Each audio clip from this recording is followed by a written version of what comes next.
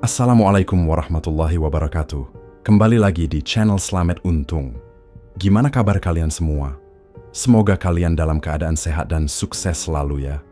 Dukung channel ini supaya bisa berkembang dengan menekan tombol subscribe, like, dan lonceng notifikasinya agar tak ketinggalan cerita horor lainnya. Tak usah berlama-lama lagi, kita masuk ke ceritanya. Dulu, angkringan itu pernah jadi tempat paling hidup di pinggiran stasiun tua. Orang-orang berkerumun sambil menyeruput kopi panas, mengobrol sampai larut malam, menunggu kereta yang kadang telat berjam-jam. Pak Surip mewarisi gerobak tua itu dari ayahnya. Sederhana saja cita-citanya saat itu.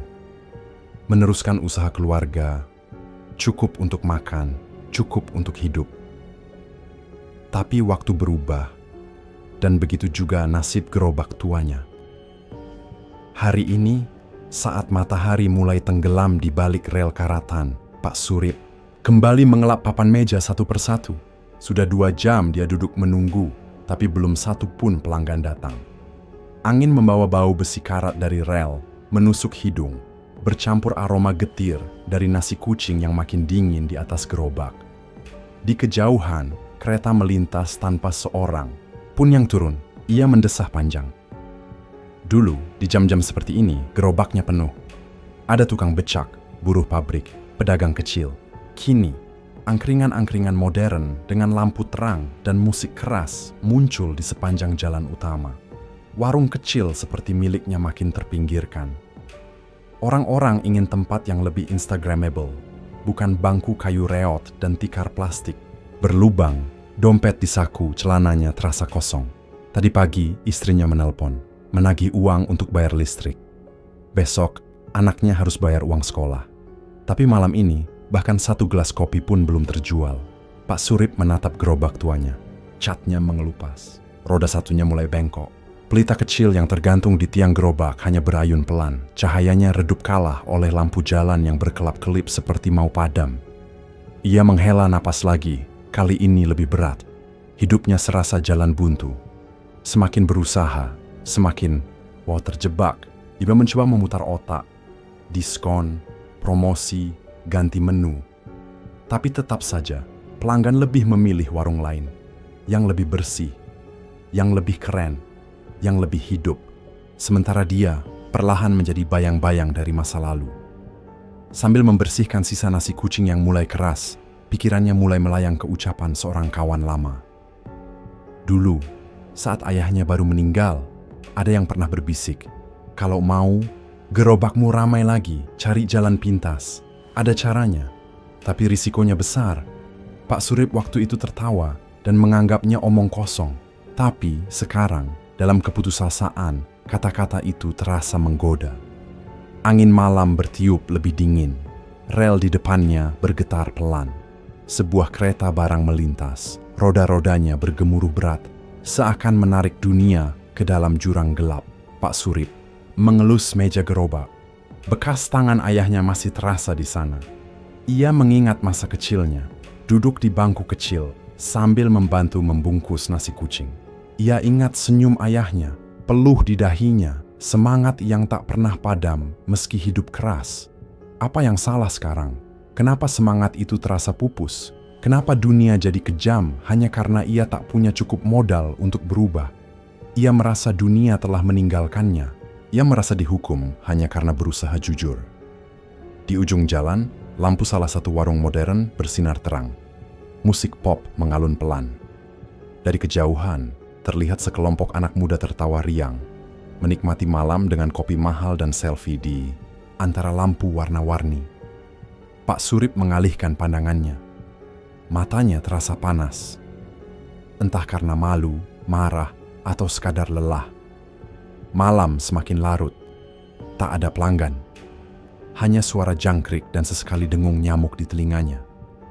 Perutnya lapar tapi ia tak punya nafsu makan. Ia menutup panci nasi kucing, membungkus sisa gorengan yang tak laku, dan mulai membereskan gerobaknya. Saat itu, dari balik kegelapan gang kecil di sebelah stasiun, muncul sesosok pria tua. Jalannya lambat, pakaiannya lusuh, dan wajahnya nyaris, tak terlihat jelas. Pria itu berdiri lama di seberang jalan. diam saja, seolah mengamati Pak Surip. Pak Surip merasa bulu kuduknya meremang, tapi ia menahan diri untuk tidak menunjukkan ketakutan. Ia tetap membereskan gerobaknya, berusaha mengabaikan. Tapi pria itu tidak bergerak, tetap di sana, menatap. Beberapa menit berlalu, lalu perlahan pria itu melangkah mendekat. Suara langkahnya hampir tak terdengar di atas aspal yang dingin. Pak Surip menegakkan punggung, mengencangkan ikat pinggang celananya, mencoba tampak tegar. Tapi hatinya berdebar tak karuan. Ketika pria itu berhenti tepat di depan gerobaknya, ia membuka mulut dan berbicara dengan suara parau, seakan berasal dari dasar sumur yang kering. Kalau mau hidupmu berubah, ada caranya. Tapi bukan untuk orang yang setengah hati. Pak Surip terdiam, lidahnya keluh. Otaknya berputar cepat antara rasa takut dan rasa penasaran yang mulai tumbuh liar. Pria itu tersenyum tipis. Kau hanya perlu satu hal kecil, pengorbanan. Pak Surip masih belum menjawab, tapi jauh di lubuk hatinya yang paling gelap, ada sesuatu yang berbisik. Apalagi yang kau punya untuk kehilangan?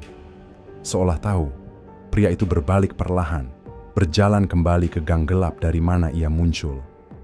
Namun sebelum tubuhnya lenyap dalam bayang-bayang, ia menoleh sekali lagi. Tatapan matanya tajam, menusuk ke tulang. Malam besok, kalau kau mau jawabannya, datanglah. Kemudian sosok itu menghilang, ditelan kegelapan. Seolah tak pernah ada, Pak Surip berdiri terpaku. Hatinya berdegup keras, pikirannya penuh pergulatan. Ia menatap gerobaknya sekali lagi. Gerobak tua, bangku reot, panci berkarat, nasi kucing basi. Lalu ia menatap ke arah gang gelap itu, seolah ada sesuatu di sana yang memanggilnya. Dalam hati kecilnya, ia tahu, jika ia melangkah, tidak akan ada jalan kembali. Dan malam pun mengatupkan mulutnya, menyisakan hanya satu pilihan yang menggantung di udara. Malam itu, sisa rasa gelisah dari pertemuannya semalam masih membekas di dada Pak Surip. Ia duduk sendirian di atas bangku kayu angkringan. Gerobaknya sudah hampir selesai dirapikan, tapi pikirannya jauh dari tenang. Kata-kata pria misterius itu menggantung di benaknya, berulang-ulang seperti bisikan halus di tengah sepi. Kalau mau hidupmu berubah, ada caranya. Gerimis tipis turun membasahi stasiun tua dan aspal yang retak. Lampu jalan berpendar samar, seolah ikut menggigil dalam dinginnya malam. Pak Surip menegakkan kerah jaket lusuhnya, mencoba menahan dingin yang menembus tulang. Hatinya gelisah. Ia ingin mengabaikan semuanya, pulang, tidur, melupakan pertemuan aneh itu. Tapi langkah kakinya seperti sudah punya jalannya sendiri. Gerobak, ia dorong perlahan ke tempat biasa, di sudut sepi, dekat gang kecil tempat pria itu kemarin muncul. Biasanya, ia menghindari daerah itu, gelap, sepi, terlalu jauh dari jalur orang berlalu lalang. Tapi malam ini, entah kenapa, ada sesuatu yang menariknya ke sana. Gerimis makin rapat. Di kejauhan, suara kereta barang bergema berat, membelah keheningan. Sesekali, kilat menyambar jauh di balik bukit, menyinari siluet stasiun tua yang nyaris runtuh.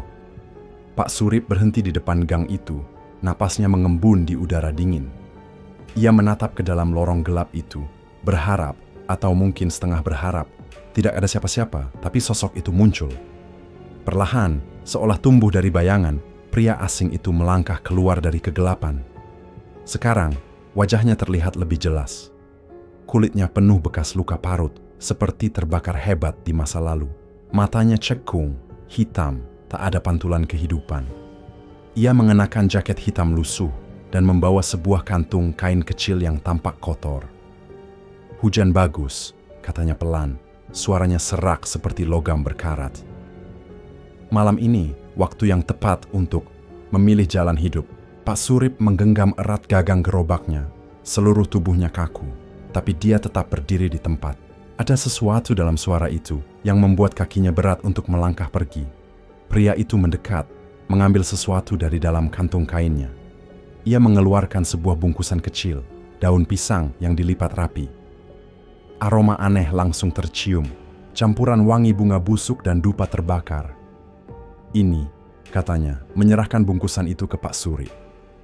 Kalau kau benar-benar mau mengubah nasibmu, ini langkah pertama. Pak Surip menatap bungkusan itu dengan ragu. Tangannya gemetar saat menerimanya. Beratnya tak seberapa, tapi terasa seperti membawa beban seluruh hidupnya. "Apa ini?" Suaranya parau. Hampir tak terdengar. "Isinya nasi kucing, tapi bukan nasi biasa," jawab pria itu. "Malam ini, atau kapanpun kau siap, berikan pada pelanggan pertamamu, siapapun. Asal dia makan, nasibmu akan berubah." Pak Surip menelan ludah. Hujan makin deras, membasahi wajahnya, menempelkan rambut tipisnya ke dahinya. Di dalam bungkusan itu, terasa ada sesuatu yang hidup, berdenyut pelan seperti jantung kecil. "Dan setelah itu?" tanyanya pelan. Pria itu tersenyum miring, senyum yang lebih menyeramkan daripada marah. "Setiap 3 bulan sekali, ulangi, 1 orang saja. Tidak perlu kotor tanganmu, tidak perlu kekerasan. Biarkan yang bekerja adalah makanan itu sendiri." Pak Surip memandang gerobaknya. Ia membayangkan istrinya di rumah, mengompres anak mereka yang demam karena tidak mampu beli obat. Ia membayangkan tagihan listrik yang belum dibayar. Ia membayangkan angkringan modern di ujung jalan, penuh tawa dan cahaya. Sementara gerobaknya makin reot mau hidup atau mati, itu saja pilihannya. Dengan tangan gemetar, ia mengangguk perlahan. "Bagus," kata pria itu. "Tapi ingat, setelah kau mulai, tidak ada jalan kembali." Petir menggelegar keras, seolah mengunci perjanjian itu di udara. Saat kilat menyambar, pria itu sudah menghilang, lenyap begitu saja dalam gelapnya gang, meninggalkan Pak Surip berdiri basah kuyup sambil memegang bungkusan kecil yang kini terasa semakin berat di tangannya. Malam itu Pak Surip pulang tanpa berkata sepatah kata pun. Bungkusan itu ia letakkan di sudut dapur. Tak berani menyentuhnya lagi. Tapi bungkusan itu seperti hidup, seolah memanggil-manggil dari kegelapan. Ia mencoba tidur, memejamkan mata. Tapi di balik kelopak matanya, ia melihat bayangan orang-orang asing. Tukang becak tua, pengamen muda, pedagang kecil. Semua menatapnya dengan tatapan kosong, seolah bertanya, "Mengapa aku?" Ia membuka mata. Dingin, sunyi. Jam di dinding berdetak keras, menghantam kesunyian. Hujan masih turun, membuat dunia terasa beku. Ia bangun, duduk di kursi ruang tamu, menatap bungkusan itu dari jauh. Dalam pikirannya ada suara kecil yang terus berbisik, memaksa, menekan. "Kalau bukan kau yang bertahan, keluargamu yang akan hancur." Pagi hampir tiba saat akhirnya ia membuat keputusan. Tidak ada waktu untuk ragu. Dunia tidak menunggu orang lemah. Ia membuka bungkusan itu perlahan. Di dalamnya ada nasi kucing sederhana, segenggam nasi putih, sepotong kecil tempe, sedikit sambal. Tapi di balik itu, tercium aroma busuk samar, seperti bau tanah basah di kuburan. Pak Surip membungkusnya lagi dengan tangan gemetar. Ya cu, malam nanti ia harus kembali ke gerobaknya. Ia harus menyiapkan dagangan seperti biasa. Tapi kali ini, ada satu nasi kucing berbeda di antara yang lain. Satu nasi kucing yang akan menentukan nasibnya, atau mengutuknya untuk selamanya. Dan dari balik jendela yang basah, dalam kelamnya hujan gerimis, sesosok bayangan hitam berdiri jauh di ujung jalan, menunggu. Malam itu, hujan sudah berhenti, menyisakan jalanan basah yang berkilat redup di bawah lampu jalan. Pak Surip mendorong gerobaknya ke tempat biasa, di sudut dekat rel stasiun tua, membawa satu beban baru yang berdenyut di dadanya. Ia teringat kembali ucapan pria asing itu di malam gerimis kemarin. Satu nasi kucing, satu langkah baru. Di bawah pelita kecil yang menggantung lesu, Pak Surip mulai menggelar dagangannya. Seperti biasa, nasi kucing, sate usus, gorengan, kopi hitam. Tapi di antara semua itu, ada satu bungkusan khusus, dibungkus daun pisang yang warnanya sedikit lebih gelap, tersembunyi di sudut panci. Bungkusan itu seolah memancarkan hawa dingin sendiri, seakan tahu dirinya bukan sekadar nasi biasa. Malam berjalan lambat. Beberapa motor lewat di kejauhan, tapi tak satu pun berhenti. Pak Surip menahan diri untuk tidak terus-menerus melirik ke arah bungkusan terkutuk itu. Ia mencoba berlagak biasa, meski di dalam dadanya ada perang besar antara takut dan nekat. Hampir tengah malam, saat ia mulai berpikir untuk menyerah dan pulang, datanglah seorang pengamen. Lelaki muda, bajunya basah kuyup, rambut acak-acakan, Bau alkohol menyengat dari tubuhnya. Ia membawa gitar butut, dan dengan suara serak setengah mabuk, mulai menyanyikan lagu lama yang hampir tak berbentuk. Pak Surip memperhatikan pengamen itu dari balik uap kopi yang mengepul. Dalam benaknya, suara pria asing itu kembali bergema. "Siapa saja, pelanggan pertamamu?" Tangannya tanpa sadar bergerak. Ia membuka panci nasi kucing, mengambil satu bungkusan, bukan yang biasa, melainkan yang khusus, dan meletakkannya di atas meja. "Habis nyanyi, makanlah ini, nak," katanya pelan. Suaranya sendiri terasa asing di telinganya. Pengamen itu berhenti bernyanyi, menatap nasi kucing itu dengan mata merah sayu, lalu tersenyum lebar. "Beneran, Pak, gratisan." Pak Surip hanya mengangguk, memaksakan senyum yang terasa getir. Tanpa banyak tanya, si pengamen langsung duduk di bangku kayu, membuka bungkusan nasi kucing itu dengan tangan gemetar karena dingin, lalu melahapnya rakus. Suara kunyahan kasar terdengar jelas dalam keheningan malam. Pak Surip menahan napas. Ia memandang pengamen itu tanpa berkedip, menunggu sesuatu terjadi. Tapi tidak ada apa-apa. Setelah selesai makan, si pengamen berterima kasih dengan suara serak. Lalu berlalu, gitar digendong di punggungnya yang ringkih. Pak Surip tetap duduk di tempatnya, kaku, mengunci gerobaknya dalam diam. Hatinya berdegup keras, campuran rasa lega dan takut. Tidak ada ledakan, tidak ada teriakan, tidak ada darah, hanya sunyi. Malam itu berakhir seperti biasa. Seolah dosa yang baru saja ia lakukan tidak pernah terjadi. Ia pulang dalam diam, mendorong gerobaknya melewati jalanan basah. Langit mulai cerah, bintang-bintang bertaburan malu-malu. Tapi hatinya justru terasa lebih gelap dari sebelumnya. 2 hari kemudian, berita itu datang. Tukang becak di sekitar stasiun berbisik-bisik saat istirahat. Ada seorang pengamen ditemukan, mati membiru di kolong jembatan dekat Pasar Lama. Tidak ada luka, tidak ada tanda kekerasan. Hanya tubuh kaku dengan wajah pucat dan tangan yang masih menggenggam lemah gitar bututnya. Pak Surip mendengar kabar itu dengan dada sesak. Ia pura-pura tidak tahu. Ia ikut menggeleng-gelengkan kepala saat orang-orang membicarakan betapa malangnya nasib si pengamen muda itu. Tapi di dalam hatinya ia tahu. Ia tahu persis siapa yang sebenarnya membunuh. Malam itu, ia kembali membuka angkringan. Entah kenapa, pelanggan lebih banyak dari biasanya. Ada tukang ojek yang mampir, ada 2 pemuda dari bengkel seberang jalan, ada pula beberapa pegawai yang baru pulang lembur. Mereka memesan kopi, nasi kucing, sate usus. Mereka tertawa, bercanda, memesan lagi dan lagi. Untuk pertama kalinya dalam berbulan-bulan, gerobak tuanya terasa hidup kembali. Tapi, di balik setiap tawa dan seruput kopi itu, Pak Surip merasa ada sesuatu yang mengawasinya. Dari sudut matanya, ia kadang melihat bayangan tipis di balik gerobak. Kadang, ia mencium bau anyir samar, bercampur dengan aroma kopi panas. Kadang, ia merasa meja kayu bergoyang sedikit, seperti ada tangan tak kasat mata yang ikut duduk.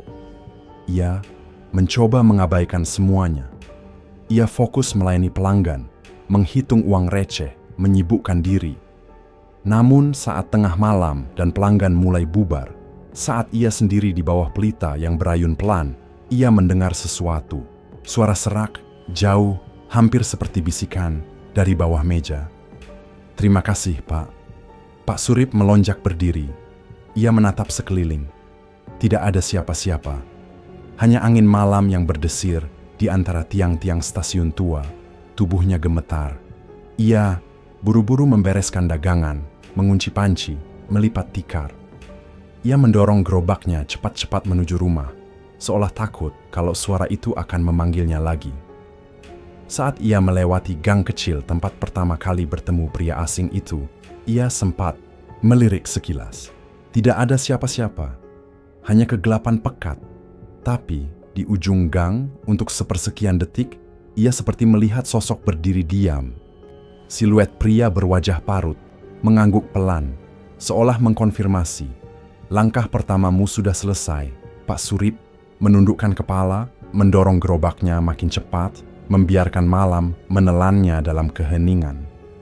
Tapi di sudut hatinya yang paling dalam, Ia tahu, ini baru permulaan, dan dari balik gelap, ada sesuatu yang sudah menunggu langkah selanjutnya. Malam itu, ketika Pak Surip mendorong gerobaknya ke sudut biasa dekat stasiun tua, rasa berat di dadanya masih ada, sisa dari kejadian beberapa hari lalu. Ia ingat kembali malam saat pengamen muda itu menerima nasi kucingnya, malam saat langkah pertamanya dalam perjanjian kelam itu benar-benar dimulai. Kini, tak ada jalan kembali. Tapi malam ini berbeda. Begitu ia meletakkan bangku dan mengatur panci nasi kucing, pelanggan berdatangan. Dua tukang ojek berhenti sambil bercanda, memesan kopi panas dan sate usus. Tak lama, sekelompok pegawai pabrik yang baru pulang kerja bergabung, duduk berderet di bangku kayu sambil mengeluh soal pekerjaan. Suasana angkringan Pak Surip berubah, riuh seperti dulu saat ia masih kecil membantu ayahnya. Pak Surip nyaris tidak percaya.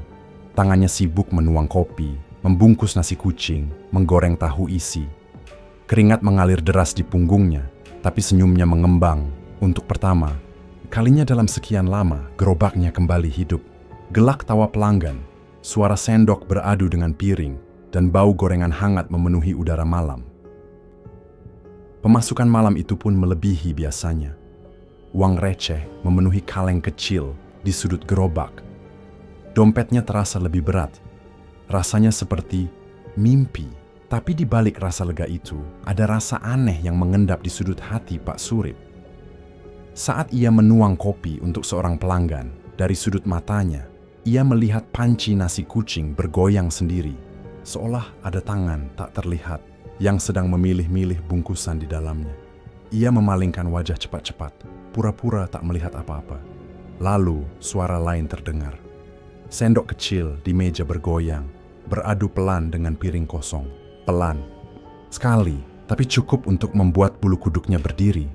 Ia menoleh. Tidak ada siapa-siapa di sana. Semua pelanggan asyik ngobrol, tak ada yang memperhatikan.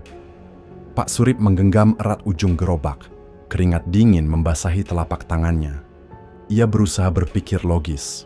Mungkin hanya angin, mungkin getaran dari motor-motor lewat. Tapi hatinya tahu, itu bukan hal biasa. Malam semakin larut, pelanggan mulai berkurang satu persatu. Angkringan mulai sepi, hanya tinggal satu atau dua orang yang masih duduk sambil menyeruput kopi. Pak Surip membersihkan meja dengan gerakan lambat, mencoba menenangkan pikirannya. Saat ia membungkuk mengambil piring kotor, dari bawah gerobak terdengar suara lirih seperti tawa kecil. Pak Surip membeku, suara itu dingin, kering, seperti suara anak kecil tertahan-tahan di tenggorokan yang kering. Ia menegakkan badan cepat, memandang sekitar. Tapi lagi-lagi, tak ada siapa-siapa. Hanya malam yang sunyi, hanya pelita kecil yang berayun pelan, hanya udara dingin yang mengiris kulit. Pelanggan terakhir pamit.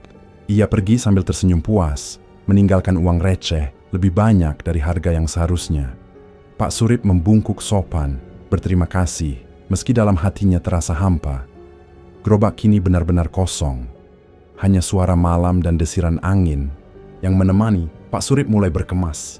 Ia mengangkat panci, menghapus meja, mengikat kantong plastik berisi sisa makanan. Tapi saat ia menutup panci nasi kucing, sesuatu membuatnya berhenti. Di atas daun pisang yang terbuka setengah, ia melihat jejak tangan kecil, seperti bekas tangan anak-anak yang basah. Tidak ada orang di sana.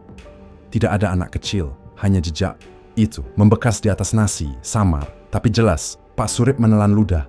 Ia buru-buru menutup panci rapat-rapat, membereskan semua dagangan, dan mendorong gerobaknya pulang lebih cepat dari biasanya. Sepanjang perjalanan pulang, jalanan terasa lebih sunyi dari biasa.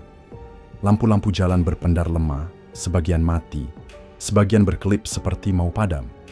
Setiap langkah roda gerobaknya terdengar berat di telinga, seperti gema langkah di lorong panjang tanpa ujung. Sampai di rumah, ia tidak langsung masuk. Ia duduk di bangku kayu di teras, menatap gelap malam, membiarkan pikirannya melayang. Ia tahu angkringannya mulai ramai lagi. Ia tahu uang sudah mulai masuk. Ia tahu dari luar hidupnya terlihat membaik. Tapi ia juga tahu, semua ini bukan datang tanpa harga. Ada sesuatu yang bersemayam di balik nasi kucingnya. Ada sesuatu yang mengintip dari bawah gerobaknya. Dan malam ini, untuk pertama kalinya, ia sadar betapa panjang dan gelap jalan yang telah ia pilih. Pak Surip menghela napas panjang. Ia memejamkan mata, berharap tidur bisa membawanya keluar dari ras berla yang mulai menyesakkan dada.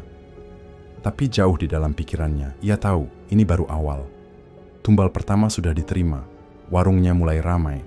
Tapi di tempat lain, di balik dunia yang kasat mata, sesuatu sudah mulai bergerak. Gerobak tua itu masih berdiri di sudut dekat stasiun, tetap seperti dulu, seperti malam saat pertama kali Pak Surip menurunkan satu bungkusan nasi kucing spesial ke tangan pengamen mabuk. Sejak saat itu, angkringannya terus ramai. Uang mengalir, keluarganya bisa bernapas lega, dan kebutuhan sehari-hari kembali tercukupi. Tapi di balik semua itu, ada bayang-bayang gelap yang terus mengikuti. Malam ini, semua itu akan berulang lagi. Tepat 3 bulan sejak tumbal pertama, Pak Surip tahu apa yang harus ia lakukan. Ia tidak menunggu diberi tanda. Ia tidak menunggu untuk diingatkan. Ia sendiri yang merasa, seolah ada tali halus yang menariknya pelan-pelan ke jalan itu lagi. Ia menyiapkan nasi kucing khusus, bungkusan yang berbeda, sedikit lebih berat, daun pisangnya berbau aneh seperti lembab bekas kuburan. Ritualnya sederhana, tapi beban di dadanya terasa jauh lebih berat dari sebelumnya. Malam itu, suasana stasiun tua lebih sunyi dari biasanya. Kabut tipis melayang rendah, menyelimuti jalanan basah. Lampu jalan bergoyang pelan diterpa angin. Gerobak. Pak Surip berderit-derit pelan saat ia dorong menuju sudut biasanya. Di tengah kesunyian itu, ada satu sosok yang selalu setia datang. Pak Parjo, tukang parkir berusia 50-an, bertubuh kecil dengan suara tawa khas yang sering menggema di malam sepi. Orangnya baik, suka membantu tanpa banyak mengeluh. Banyak pelanggan suka menitipkan motor atau barang ke dia. Dan malam ini, Pak Parjo lah yang datang pertama. "Surip, kopinya 2, ya, sekalian nasi kucing," teriak Pak Parjo ceria sambil menyandarkan tubuh kurusnya di bangku kayu. Pak Surip menahan napas. Ia tahu malam ini harus memilih. Ia tahu bungkusan itu sudah siap. Tangannya bergetar kecil saat mengambil nasi kucing yang berbeda dari panci, menaruhnya di atas piring seng, dan menyerahkannya sambil tersenyum kaku. Pak Parjo tidak curiga apa-apa.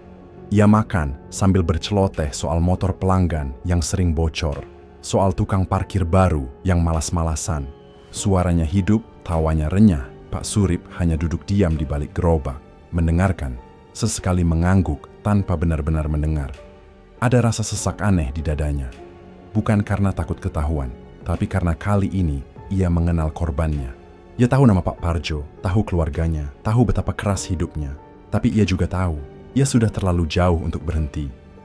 Pak Parjo menghabiskan nasi kucing itu dalam beberapa suap. Setelah selesai, ia bersandar di bangku sambil menyesap kopi. Matanya setengah terpejam karena lelah. Malam berlalu tanpa kejadian aneh. Tidak ada teriakan, tidak ada tubuh yang mendadak roboh. Sama seperti dulu, kematian akan datang perlahan, tanpa jejak kekerasan. Dan Pak Surip hanya perlu menunggu. 3 hari kemudian, kabar itu datang. Warga menemukan Pak Parjo tergeletak di sudut parkiran pasar, tubuhnya kaku, wajahnya membiru. Tidak ada tanda luka, tidak ada bekas penganiayaan. Polisi datang, menggelar garis kuning, tapi cepat menyimpulkan serangan jantung, kematian biasa. Pak Surip mendengar kabar itu dari obrolan pelanggan. Ia hanya menunduk dalam-dalam, berpura-pura bersedih bersama mereka. Tapi di dalam hatinya ada lubang gelap yang makin dalam, sesuatu yang sudah mulai menggerogoti nuraninya. Malam-malam setelah kematian Pak Parjo, sesuatu berubah di sekitar angkringan. Bukan hanya suara sendok beradu lagi, bukan hanya bayangan tipis di ujung mata. Kini, suara lain mulai terdengar. Kadang-kadang, saat tengah membersihkan meja, Pak Surip mendengar suara perempuan menangis. Bukan teriakan keras, tapi isak tertahan, seperti seseorang yang menahan duka di pojok kegelapan. Suara itu datang dari arah gerobak, pelan tapi jelas. Seolah ada seseorang di balik panci nasi kucing yang meratap dalam sepi. Awalnya, Pak Surip berpikir itu hanya perasaannya. Tapi tidak lama, warga sekitar mulai membicarakannya. Aneh ya, tiap lewat sini malam-malam, Kayak ada suara cewek nangis, kata seorang tukang becak saat berhenti beli kopi. Iya, gue juga denger. Kadang kayak ada bayangan perempuan duduk diam di bangku situ, sahut yang lain sambil menunjuk ke bangku kosong di sudut angkringan. Pak Surip pura-pura tidak dengar, tapi hatinya berdebar keras. Ia tahu itu bukan bayangan biasa. Ia tahu sesuatu dari dunia lain mulai menempel di angkringannya. Suatu malam, saat angkringan hampir tutup, ia memberanikan diri menunggu. Ia duduk sendiri di bangku, kopi dingin di tangan, pelita bergoyang pelan di atas kepala. Ia menutup mata, mendengarkan. Dan di antara desau angin dan derit pelita, suara itu datang lagi, isak pelan. Tangisan patah. Sesuatu yang menusuk langsung ke dasar hatinya. Pelan-pelan Pak Surip membuka mata. Di sudut bangku paling jauh, di antara bayangan gelap, ia melihat sesuatu. Sosok perempuan, rambut panjang menutupi wajahnya. Bajunya lusuh, sobek-sobek seperti habis ditarik paksa. Ia duduk membelakangi gerobak. Tubuhnya bergetar kecil, seolah tenggelam dalam kesedihan yang dalam. Pak Surip membeku, seluruh tubuhnya kaku. Ia ingin berteriak, ingin lari, tapi kakinya seolah menancap di tanah. Perempuan itu tidak bergerak, hanya duduk, menangis. Dalam ketakutannya, Pak Surip merasa sesuatu berbisik di telinganya, suara parau yang ia kenal. Kau sudah memilih jalanmu, Surip, dan mereka akan selalu datang. Pelita berayun lebih keras, mengeluarkan suara decit tajam.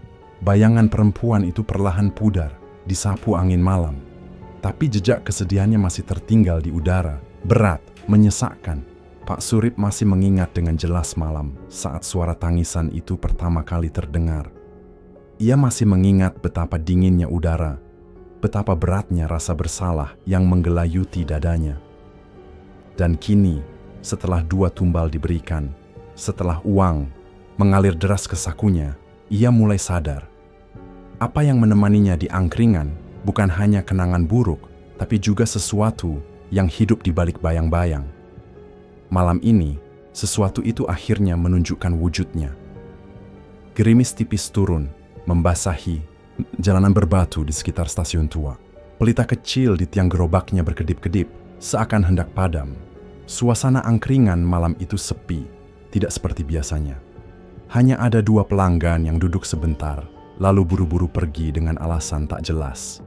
Angin dingin menggesek permukaan meja, membawa bau lembab bercampur bau tanah basah. Pak Surip tetap membuka angkringannya seperti biasa. Tapi matanya waspada, telinganya tajam mendengar setiap suara aneh. Hatinya memberontak ingin pulang lebih awal. Tapi sesuatu menahannya tetap di sana, seolah ada janji yang harus ditepati di malam ini. Saat jam bergeser melewati tengah malam, gerobaknya benar-benar kosong. Tidak ada satupun pelanggan yang bertahan. Hanya suara angin dan gelegar kereta jauh di kejauhan. Pak Surip mengusap wajahnya yang mulai basah oleh embun. Ia memutuskan untuk mulai membereskan dagangan. Ia menunduk mengangkat panci, mengikat plastik bekas gorengan. Lalu saat ia menegakkan badan, ia melihatnya. Di antara bangku-bangku kosong yang berderet tak rapi, berdiri seorang sosok perempuan. Jubahnya compang-camping, berlubang di sana-sini, seperti baru keluar dari kobaran api. Rambutnya panjang, lepek menutupi sebagian wajah. Kulit wajah yang terlihat rusak, melepuh, sebagian seperti meleleh, memperlihatkan tulang pipi yang menonjol. Sosok itu berdiri membisu, menatap Pak Surip dari balik tirai rambutnya. Pak Surip terpaku, keringat dingin membanjir tubuhnya meski udara menusuk, matanya membelalak, mulutnya terbuka tanpa suara. Tubuhnya ingin berlari, tapi kakinya tak mau bergerak. Perempuan itu tidak mendekat. Ia hanya berdiri di sana, di tengah bayangan angkringan, seolah menunggu sesuatu. Pak Surip mengucek matanya, berharap itu hanya bayangan. Tapi saat ia membuka mata, sosok itu masih ada, lebih jelas, lebih nyata. Suara lirih terdengar, nyaris tak bisa ditangkap telinga, seperti bisikan angin yang membawa serpihan nyawa. "Aku di sini." Pelita kecil di gerobak tiba-tiba padam. Angkringan tenggelam dalam gelap. Hanya cahaya samar dari lampu jalan yang memberi cukup bayangan untuk melihat sosok perempuan itu perlahan duduk di salah satu bangku. Tangannya yang kurus kering menelusuri permukaan meja. Pak Surip memundurkan langkah. Gerobaknya tertinggal beberapa meter di depannya. Ia tahu ia harus pergi, tapi rasa takut membuat tubuhnya terasa seperti beku. Perempuan itu mulai menggerakkan kepalanya. Perlahan, menoleh. Mata kosongnya mengarah langsung ke mata Pak Surip. Dari kejauhan, ia bisa melihat cairan kental mengalir. Dari sudut mata sosok itu, hitam, seperti darah yang sudah membeku. "Aku menjaga," bisiknya lagi, suara yang mengalun dari celah antara dunia nyata dan dunia yang tidak terlihat. Pak Surip jatuh terduduk. Tangannya meraba tanah, mencari pegangan, tapi tak ada apa-apa kecuali dingin yang menusuk tulang. Ketika ia berusaha bangkit, sosok itu mulai memudar. Tidak berjalan, tidak berlari, tapi menghilang, pelan, seperti asap yang ditiup angin. Dalam beberapa detik, bangku kosong lagi. Hanya suara derik kayu yang bergoyang pelan tersisa. Pak Surip terengah-engah, keringat membasahi bajunya. Ia memaksa tubuhnya berdiri, mengemasi dagangan secepat yang bisa ia lakukan, mendorong gerobaknya dengan napas tersengal. Sepanjang perjalanan pulang, matanya terus melihat ke belakang. Ia merasa setiap bayangan, setiap gerakan kecil di pinggir jalan mengandung ancaman. Ia merasa suara langkah lain mengikuti, samar, seperti kaki telanjang yang menyeret di atas aspal basah. Sampai di rumah, ia tak langsung masuk. Ia berdiri di teras, membiarkan dirinya membeku di bawah rintik hujan. Napasnya berat, dadanya sesak. Apa yang ia lihat malam ini bukan halusinasi, bukan bayang-bayang, bukan mimpi buruk. Itu nyata, sosok itu nyata. Dan ia tahu mulai malam ini, sosok perempuan itu tidak hanya akan muncul sekali. Ia akan selalu ada, menjaga, mengawasi, mengingatkan bahwa perjanjian mereka tetap hidup, tetap berjalan. Pak Surip memejamkan mata. Dalam gelap matanya, ia melihat kembali wajah itu, wajah yang rusak, mata kosong, mulut yang hanya menggumamkan satu janji. "Aku menjaga." Malam itu, gerobak tua Pak Surip tetap berdiri di sudut jalan dekat stasiun, seperti malam-malam sebelumnya. Ia masih mengingat dengan jelas sosok perempuan berjubah compang-camping itu, bagaimana matanya yang kosong menatap dalam, bagaimana suaranya berbisik dari dalam gelap. Sejak malam itu, suasana angkringannya tidak pernah benar-benar sama lagi. Semula, pelanggan masih berdatangan seperti biasa. Ada tukang ojek, pegawai pabrik, buruh harian, bahkan sesekali mahasiswa yang mencari tempat murah untuk ngopi. Tapi perlahan, satu demi satu, mereka mulai merasakan sesuatu yang aneh. Malam pertama, seorang pelanggan, pemuda tukang las dari bengkel dekat pasar, mengeluhkan bau amis dari nasi kucing yang dipesannya. "Pak, ini nasi kok kayak bau ikan. Busuk ya?" katanya setengah bercanda sambil mendorong piring ke arah Pak Surip. Pak Surip hanya tertawa kecil, pura-pura menganggapnya sepele. Tapi hatinya mulai terasa berat. Ia tahu bau itu bukan karena bahan makanan basi. Ia tahu ada sesuatu yang menempel di gerobaknya. Malam berikutnya, seorang tukang ojek menjerit kecil saat kakinya tanpa sengaja menyentuh sesuatu di bawah meja. Katanya, dia melihat tangan kurus mencengkram kakinya, lalu menghilang secepat kilat. Orang-orang yang mendengar hanya tertawa kencang, menganggapnya halusinasi karena kelelahan. Tapi malam itu, hampir semua pelanggan buru-buru menghabiskan makanan. Mereka dan pulang lebih cepat. Pak Surip hanya bisa menahan napas. Ia menunduk, membersihkan piring kotor, pura-pura tidak mendengar. Tapi di balik senyumnya yang dipaksakan, hatinya digerogoti rasa takut yang perlahan-lahan mencengkeram erat. Hari-hari berlalu, keanehan semakin jelas. Beberapa pelanggan tetap yang biasa nongkrong hingga larut malam mulai jatuh sakit. Awalnya hanya batuk ringan, lalu demam, lalu tubuh melemah tanpa sebab. Dua di antaranya, seorang tukang becak dan seorang kuli angkut, bahkan dikabarkan meninggal mendadak di rumah mereka. Tidak ada gejala jelas, tidak ada tanda kekerasan. Tubuh mereka ditemukan dalam keadaan membiru, seperti kehabisan napas, mata terbuka lebar menatap kosong. Kabar itu menyebar cepat. Warga mulai berbisik-bisik. Ada yang mengatakan gerobak Pak Surip sial. Ada yang berbisik bahwa ada sesuatu yang salah dengan makanannya. Bahkan, ada yang berani bersumpah melihat bayangan perempuan duduk sendirian di bangku angkringan saat malam menjelang subuh. Suatu malam, saat angkringan sepi, Pak Surip duduk sendirian di balik gerobak. Ia menatap panci, nasi kucingnya. Ia menatap sendok yang diam di atas meja. Ia menatap bangku-bangku kosong yang bergoyang pelan diterpa angin. Di dalam keheningan itu, ia mendengar suara yang sama, tangisan perempuan. Kali ini lebih dekat, lebih nyata. Ia memejamkan mata, berharap suara itu pergi. Tapi justru semakin jelas, semakin menusuk telinganya. Kenapa? Kenapa aku? Suara itu bergema di telinganya, dalam-dalam hingga terasa menghantam jantungnya. Ia membuka mata dan untuk sepersekian detik, ia melihat sosok perempuan itu lagi. Duduk di bangku paling sudut, rambut panjangnya menutupi wajah, tubuhnya membungkuk seperti menanggung beban dunia. Pak Surip meremas gagang gerobaknya, tangannya gemetar. Tubuhnya terasa berat, seperti tenggelam dalam lumpur ketakutan. Malam itu, ia pulang lebih cepat. Ia dorong gerobaknya terburu-buru, tak peduli lagi pada jalanan licin atau ranting yang menjuntai menghalangi jalan. Ia hanya ingin sampai rumah. Ia hanya ingin menutup semua ini, tapi ketakutan itu tidak berhenti di jalan. Di rumah, suara itu tetap mengikutinya. Dari sela-sela pintu, dari bawah ranjang, dari dalam dapur, tangisan lirih, penuh duka, seolah memenuhi setiap sudut rumah kecilnya. Pak Surip tidak bisa tidur. Ia hanya duduk di sudut kamar, memeluk lutut, menatap kosong ke lantai. Besok malamnya, saat ia kembali membuka angkringan, suasana lebih sepi dari biasanya. Orang-orang hanya lewat, melirik sekilas, lalu mempercepat langkah mereka. Tidak ada yang mau duduk lama. Tidak ada yang mau makan banyak. Sekadar membeli kopi bungkus, lalu pergi.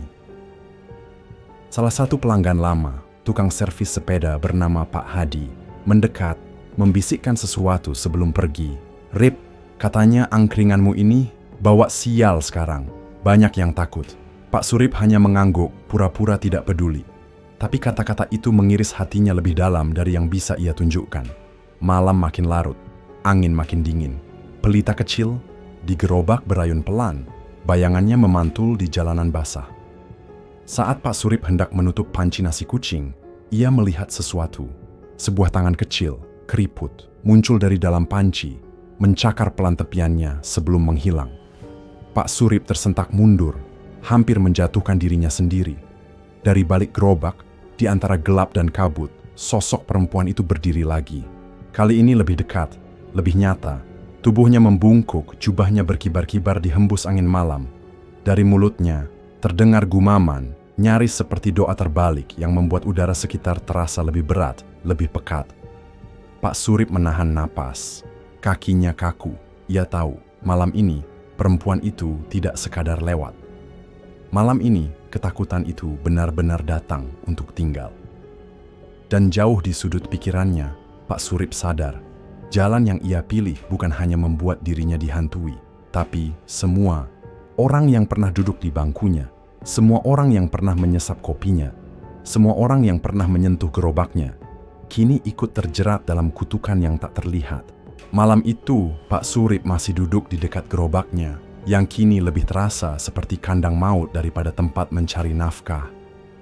Ia mengingat semua kejadian akhir-akhir ini, bau amis dari nasi kucing, bayangan perempuan menangis, pelanggan yang jatuh sakit dan mati mendadak.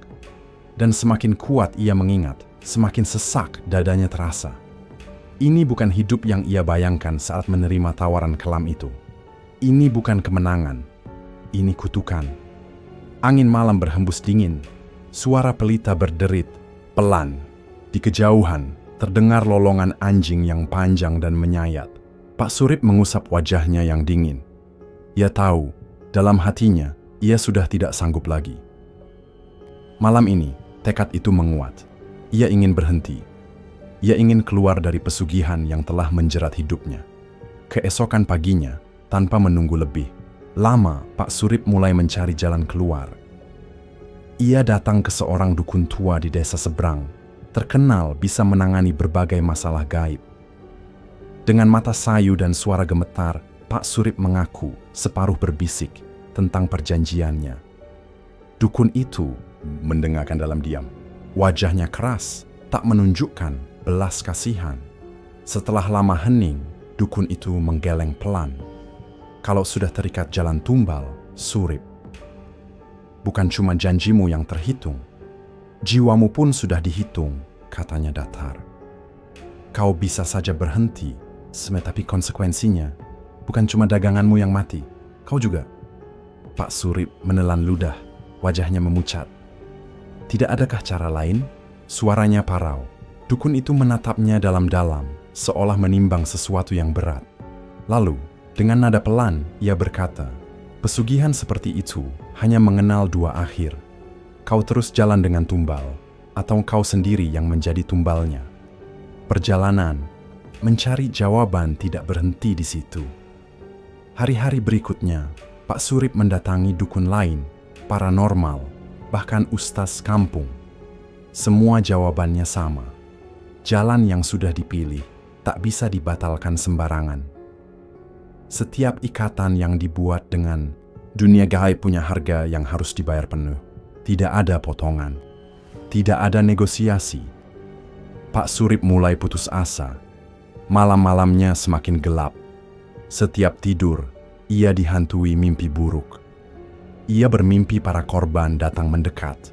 Wajah mereka membiru, mata mereka kosong, tangan mereka terulur meminta, pertanggungjawaban. Ia bermimpi dikelilingi suara tangisan perempuan, memekik, mencakar telinganya hingga darah mengalir. Ia bermimpi nasi kucing di gerobaknya berubah menjadi segumpal daging basah, berdarah, berdenyut seperti jantung busuk. Bangun tidur, tubuhnya dingin kuyup oleh keringat, nafasnya berat. Dadanya serasa ditekan batu besar. Siang hari, ia berjalan seperti mayat hidup. Malam hari, ia membuka angkringan dengan tangan gemetar, menunggu siapa yang akan datang, siapa yang tanpa sadar akan masuk ke dalam lingkaran kutukannya. Tapi, tidak hanya dirinya yang tersiksa. Warga sekitar mulai menjauhi angkringannya. Suara-suara sumbang semakin sering terdengar. Ada yang bilang melihat sosok perempuan duduk di bangku angkringannya tengah malam. Ada yang mengaku mendengar suara bayi menangis dari dalam panci nasi kucing. Ada pula yang berani bersumpah melihat tangan kecil melambai-lambai dari dalam gerobak. Saat melintas cepat, semua itu membuat Pak Surip makin tertekan. Ia tahu jika ia terus begini, cepat atau lambat, bukan hanya warungnya yang sepi, dirinya sendiri akan dilahap oleh sesuatu yang mengintai di balik semua ini. Suatu malam, setelah pelanggan terakhir pergi dan gerobaknya kembali kosong, Pak Surip terduduk lemas di tanah. Ia tidak punya tenaga untuk membereskan dagangan. Ia menatap langit gelap, bintang-bintang yang redup dan bertanya dalam hati, apakah masih ada harapan untuk keluar dari semua ini? Air mata menggenang di sudut matanya. Ia meremas tangan, berdoa dalam hati, memohon ampun, memohon keajaiban. Tapi, di tengah sunyi malam itu, hanya suara angin yang menjawab. Dan saat ia mengangkat wajahnya, di bangku paling ujung angkringan, berdiri sosok perempuan itu lagi, Mbok Sirep. Jubahnya lebih koyak, wajahnya lebih rusak dari sebelumnya. Dari matanya yang kosong, mengalir cairan hitam pekat seperti lumpur neraka. Mbok Sirep tidak berbicara, ia hanya mengangkat tangannya menunjuk lurus ke arah Pak Surip. Isyarat itu jelas, jangan berhenti, atau kau sendiri yang akan diambil, Pak. Surip merasakan napasnya tercekat, dunia di sekitarnya berputar. Udara semakin berat, seolah menekan tubuhnya ke tanah. Ia menutup mata, menunduk, pasrah. Malam itu, Pak Surip masih setia di sudut stasiun tua, mendorong gerobak tuanya ke tempat biasa. Ia masih ingat jelas semua keputusan kelam yang telah diambilnya.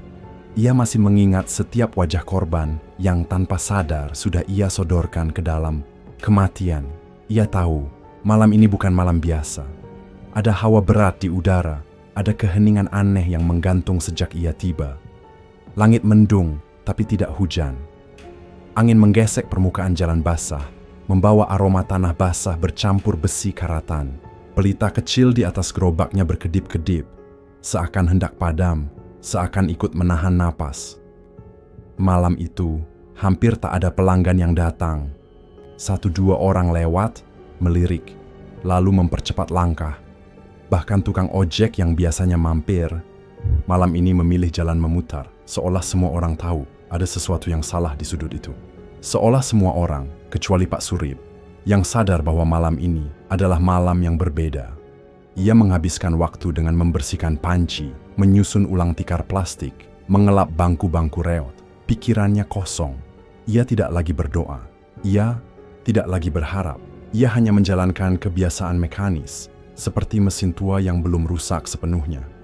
Saat jarum jam menunjukkan lewat tengah malam, Pak Surip mulai beres-beres. Ia melipat tikar, mengumpulkan piring-piring kotor, dan membersihkan meja kayu yang lapuk. Semua bergerak lambat, berat, seolah udara sekitar berubah menjadi lumpur. Saat ia membungkuk membersihkan sisa-sisa nasi di bawah gerobak, tangan tuanya menyapu tanah berpasir. Ia tidak menyadari, dari kolong gerobak yang gelap itu, sepasang mata kosong memperhatikannya. Tiba-tiba, tanpa suara, tangan kurus berlumur tanah basah mencengkeram pergelangan kakinya. Pak Surip tersentak.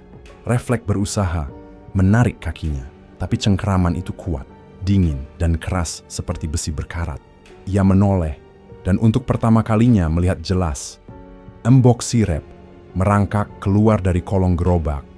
Tubuhnya compang-camping, kulitnya melepuh, dan dari matanya yang kosong mengalir cairan hitam yang menetes ke tanah.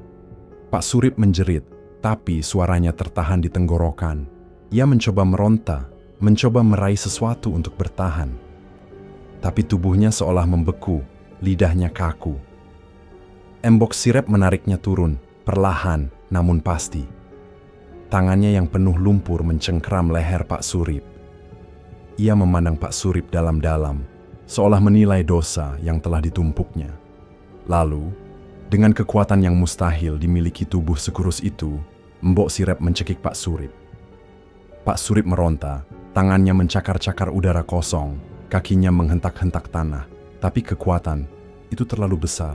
Napasnya tercekat, dadanya terasa remuk. Lidahnya menjulur keluar, matanya membelalak liar. Dalam pandangan yang mulai kabur, ia melihat sekilas. Bayangan semua korbannya berdiri mengelilinginya. Tukang becak, pengamen muda, Pak Parjo.